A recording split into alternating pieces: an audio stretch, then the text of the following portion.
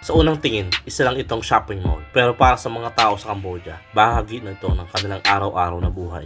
Andito tayo ngayon sa isa sa mga pinakasikat na mall dito sa Phnom Penh. Aalamin natin kung bakit ito ang madalas dinadayo ng mga turista o mga palokal. Araw-araw, libo-libong tao ang dumaraan sa mga pintuang ito. Bawat isa may mga kanya-kanyang kwento at dahilan ng pagpunta. Pero ano nga ba ang meron dito?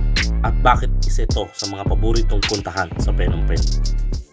Unang impresyon mo pa lang pagpasok mo sa mall, mapapansin mo na agad ang linis, malawak at maraming pagpipilian. Kaya kung bago ka dito sa Cambodia, kasama mo na to sa itinerary mo. Alam mo ba, ang Aeon Mall ang kauna-unahang malaking Japanese shopping mall na binuksan sa Cambodia? Mula noon, naging isa na itong mga paboritong puntahan ng mga lokal at turista sa Phnom Penh. Bawat taong makakasalubong mo rito ay may kanya-kanyang dahilan ng pagpunta. May namimili, may naghahanap ng masarap na pagkain, may nagpapalipas lang ng oras, at may mga gumagawa ng alaalang babalikan nila balang araw.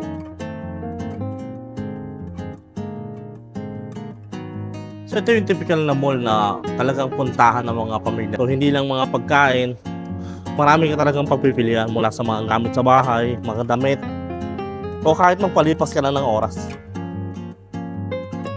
Matapos nating libutin ang Aeon Mall, madaling maintindihan kung bakit isa ito sa mga paboritong shopping destination dito sa Phnom Penh. Hindi lang dahil sa dami ng tindahan o sa iba't ibang pagpipilian ng pagkain, kundi dahil sa experience na naibibigay nito sa bawat bumibisita. Kung naghahanap ka ng lugar para mamili,